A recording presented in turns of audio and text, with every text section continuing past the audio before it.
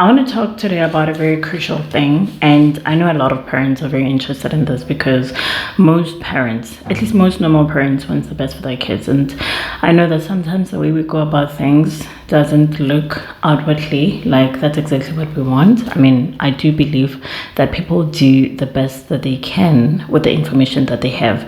But you see, the keyword is information. It means that if you want to grow and be the better version of yourself, you have to upgrade your information, and that is exactly why I'm here, because this is one of my passions, to see a community that is informed in the right way so that we make decisions that we're actually intending to make, not on autopilot, acting from a place of, okay, this is all I've known and this is what I've seen, and so I'm just going to continue this line of thought. So today's topic is extremely important: why parents should not depend on school only to educate their kids. All right, listen to the end of this video and you will understand the full picture, because I do know, as I had said, that you want the best for your kids. So firstly, education is very broad, so it's actually a little bit sad when I see parents not having that understanding and appreciation that first and foremost, God has created parents to be the primary educators of their kids.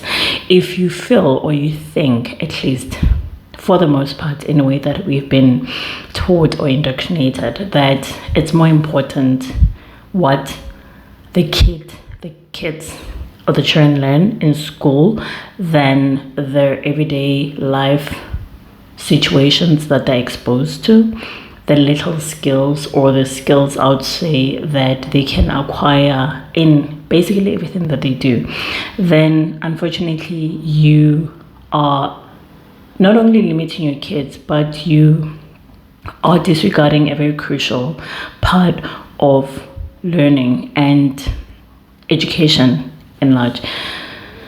So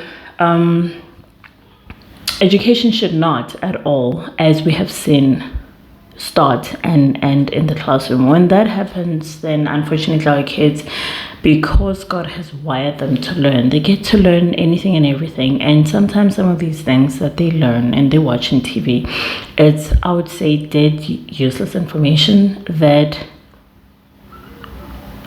unfortunately would not necessarily help them in life with anything else, but to just almost downgrade their sense of being. So God has created us in such a way that we're constantly learning. So even when we're not aware of it, do you know, parents, do you know that we are constantly learning? And if you understand that, then you'll be more intentional about how you go about the whole learning process when coming to your kids.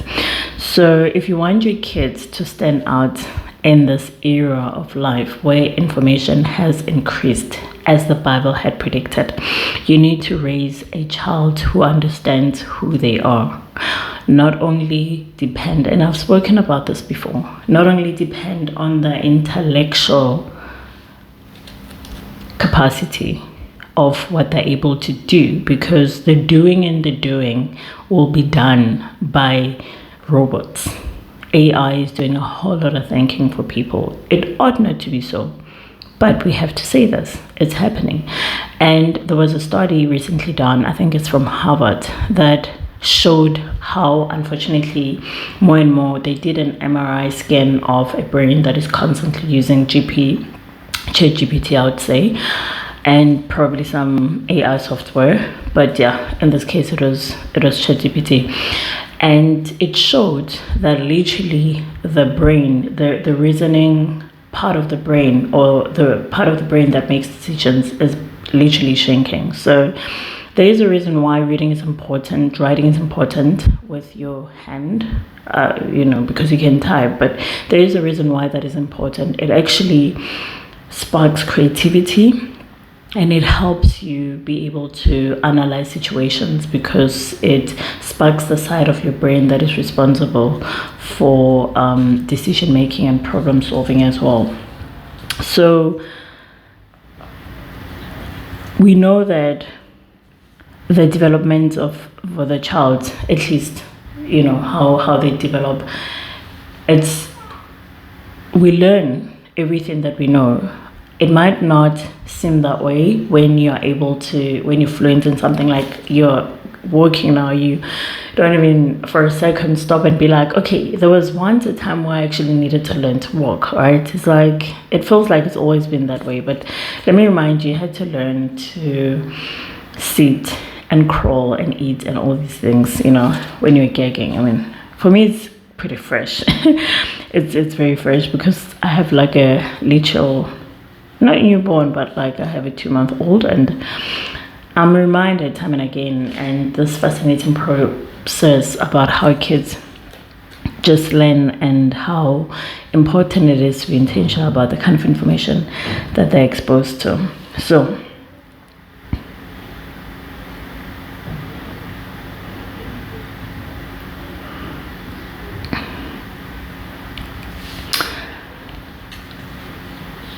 there is a reason why we have to also be very careful not to only depend on school to teach our kids what we think will help them in the future.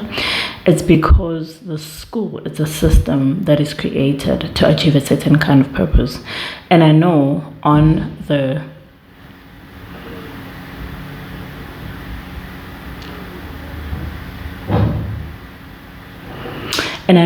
surface, it's supposed to expose your kids, I think, as to information as much as possible, which is fine. Information is important, but unfortunately that information, more often than not, it's tailored to make you focus only on a certain kind of subject.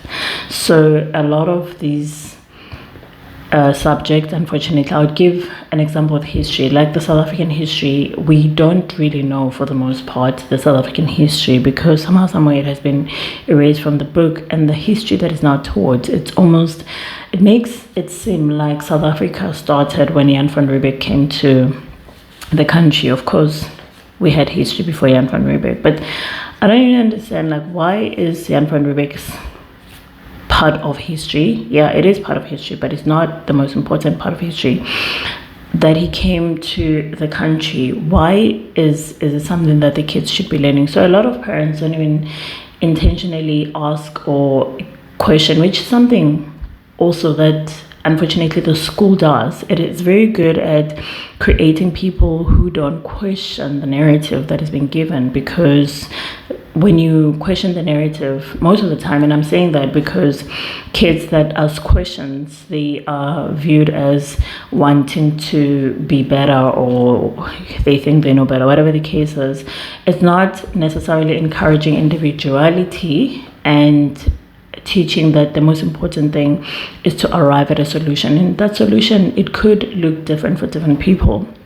So the system is created to achieve a certain purpose. The history of school, it's actually to create workers. It's not necessarily to create entrepreneurs, thinkers, and people who actually have a wide variety of outlook in life, just in general, because they would, for example, give you a topic and say, can you find out what is more to learn from this? Of course, within a structured format, but they actually tell you what is important. And how do they do that? By creating curriculums and saying you need to focus on this. And it's unfortunate because they say you need to focus on this, and by the time you get to the workforce, that is outdated, darling. It's not needed anymore. So that's exactly what I'm talking about when I say we are now, then you would have done your kids an injustice. I mean, a lot of you parents know more than the curriculum system, believe it or not. And the reason why I'm saying so is because now as an adult, you understand what is important and what is not important. For example, do you not think it would have done us a great deal of advantage had we learned about money in school, even if it's for a year? Like, think about it. Even if it was 6 months, there are things that school does not teach, and I'm gonna get into that later in this video. You have to stay tuned.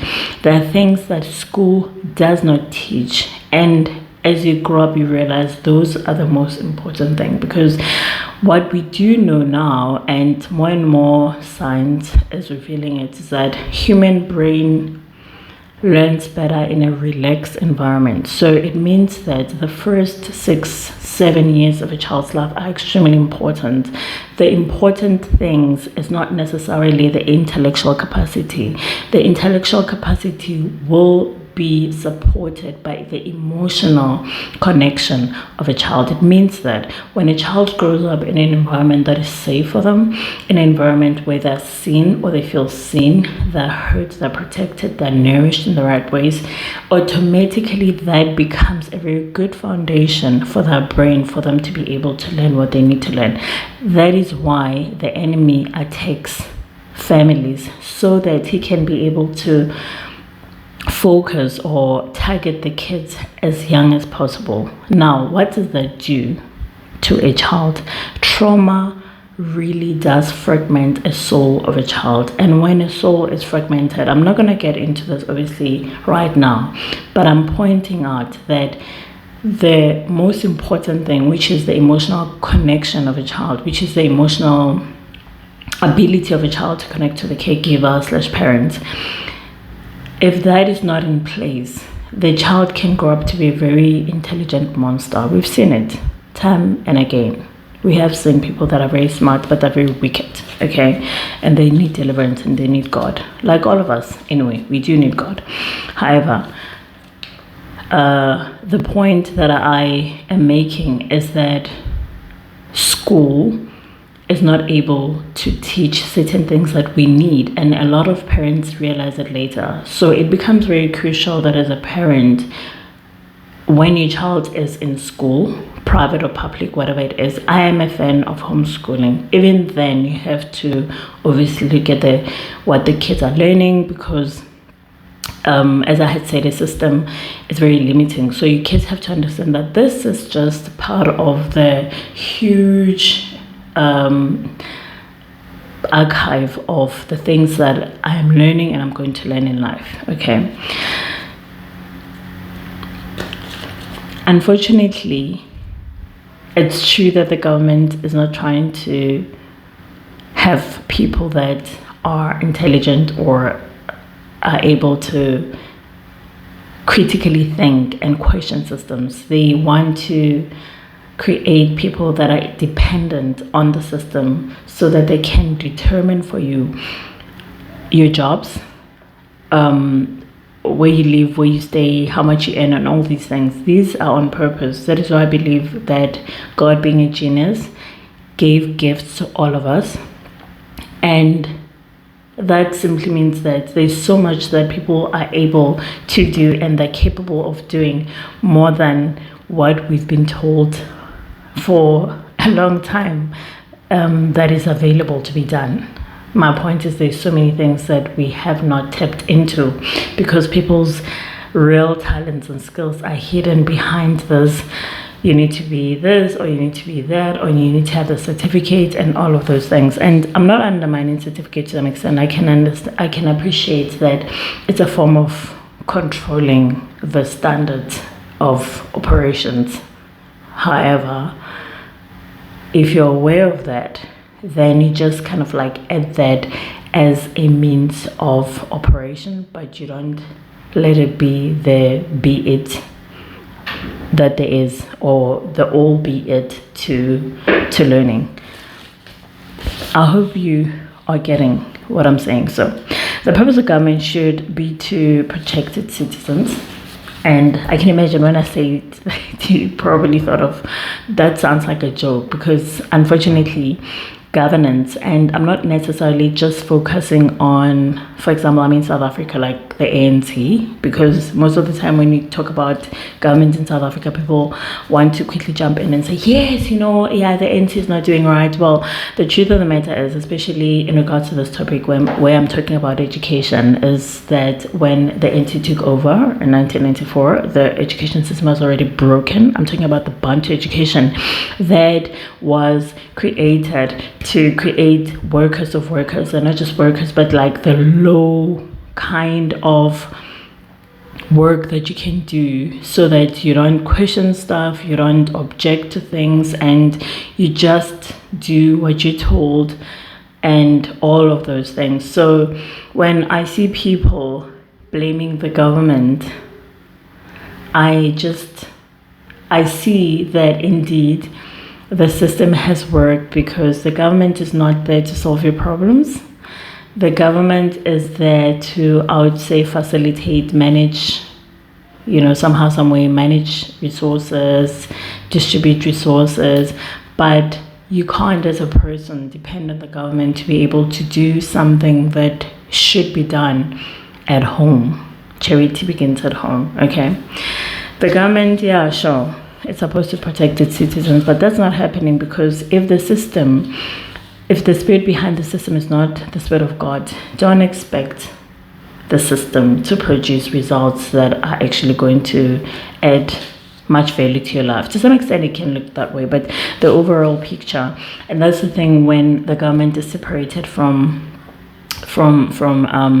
I would say Christianity, because when you take the governance and the people that are in power and they fear God, then you're going to get the kind of system that aligns with what God would have us do, right?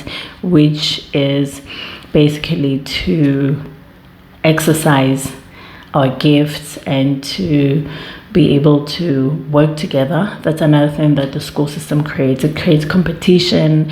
It creates a mindset of limitation, of scarcity, where people think and feel that there's not enough resources, which is a lie. There is a lot of resources. It creates this narrative that people feel like there's one position that has to be filled and they have to fight for it.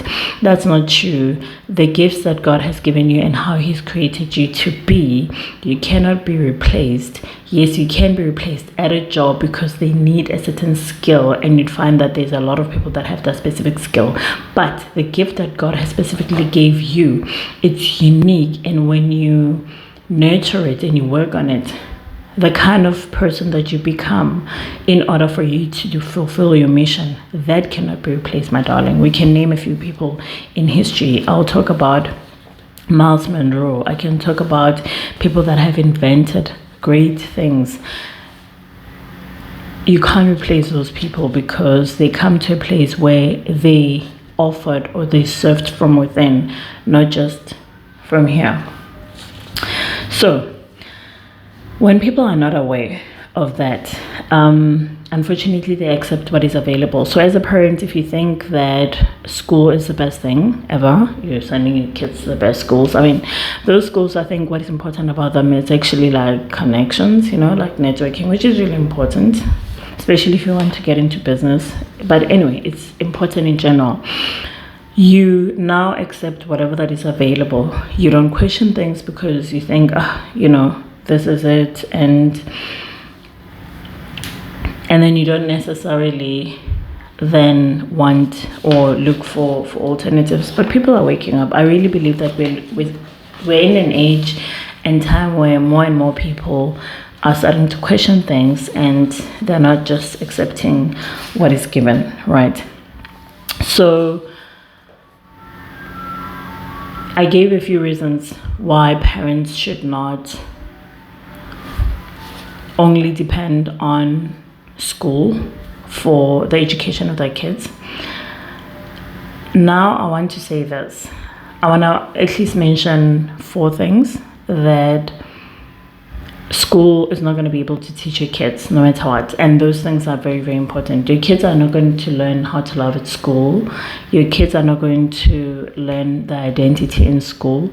Your kids are not going to know their purpose in school. It can happen, but school is not necessarily responsible for identifying your child's purpose. So they can, along the way, realize this is my purpose, but the school's intention is not necessarily for that, right? And they don't teach them money. I just said it earlier on. And they also don't teach them relations, which is extremely important. We are now seeing sort of like a breakdown in a lot of family structure, and individuals make families, which makes communities, which makes a nation, and then so forth. So when an individual who is smart in their own right is not able to They don't know who they are, what they're about. And identity starts with God, by the way. So you are born with your identity, okay? It's not necessarily something that somebody can take away from you. It's something that is given, and you embrace it. Like, it's something that is given, and nobody can take that away from you. Your purpose is something that you discover as you grow up. Some people discover it earlier, some people discover it later. As I say, sometimes you discover that when you're doing school, but the truth of the matter is that 80% of people don't discover that purpose in school, actually. They do it outside. They realize, oh yeah, sure, I mean, this thing that I liked when I was growing up, this is my purpose, right? It should come that natural. Don't undermine your perspective, how you see life, because God has created us to respond to life from a place of purpose, so that we're able to then be relevant and be solution bringers to those areas. And love, which is very important. The Bible says that you shall love the Lord your God with all your heart and all your mind and all that is within you.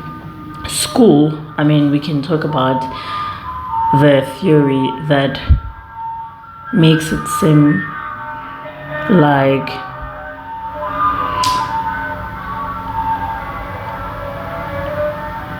we can talk about a lot of subjects that they discuss in school that is not true. For example, the Darwinian theory of evolution. I mean, yeah, sure, there are theories that debunk that. It is taught in school, right? And to some extent, there's still some professionals that refer to the Darwinian theory of evolution to say that everything is random, like there's nothing special about life. Imagine your child grow up, you are a Christian, and your child grows up being taught this pathetic information that has no evidence at all, except someone just sort of made up this fantasy because they don't believe in God, and so they're just gonna go against what the Bible says.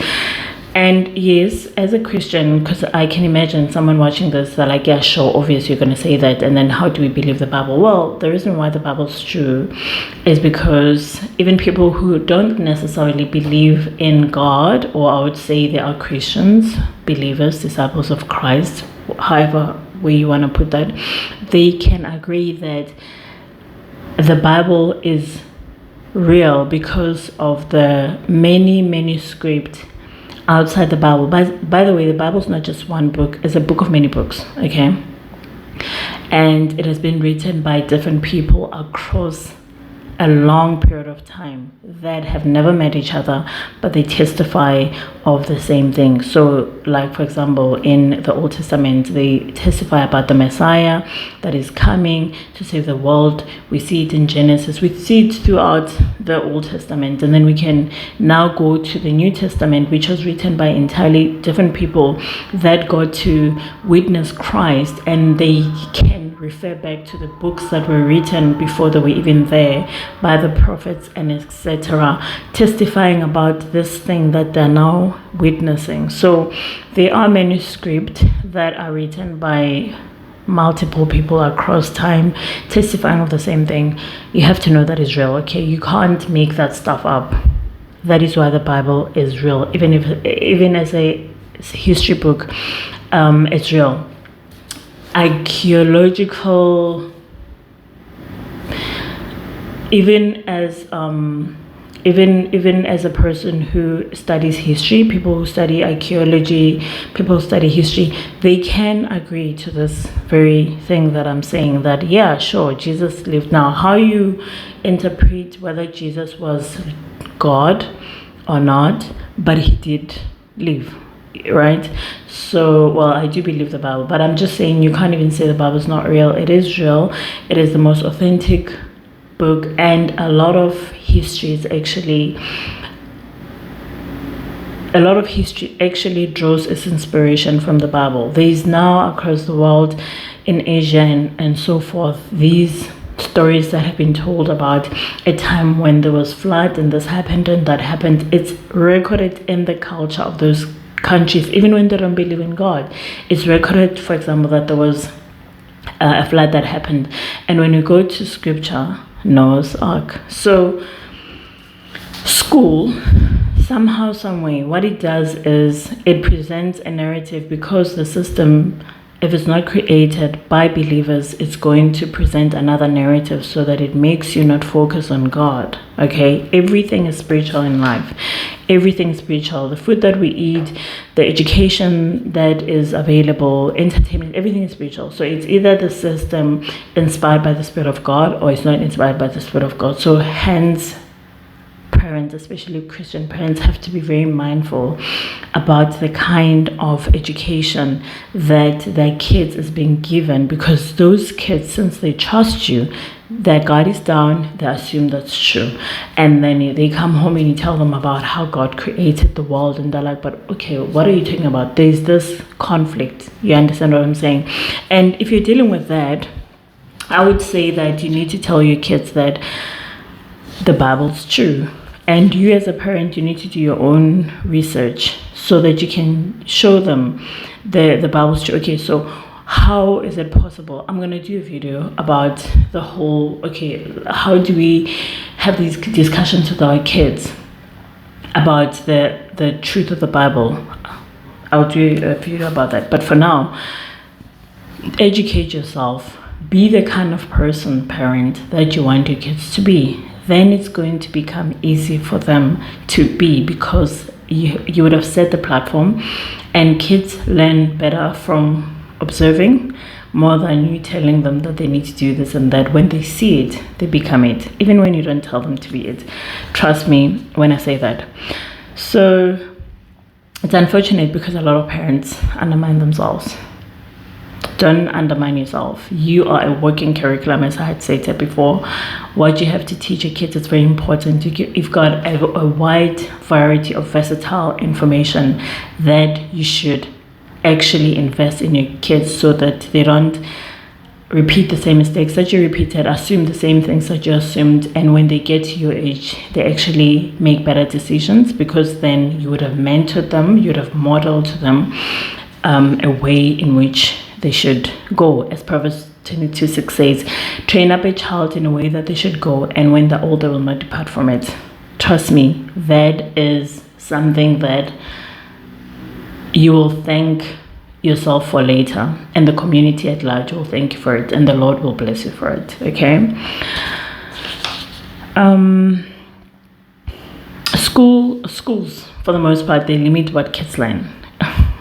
Yeah, they do. You know, the way they express information, they assume that that is just all there is to learn, and there's so many things about every topic that they present.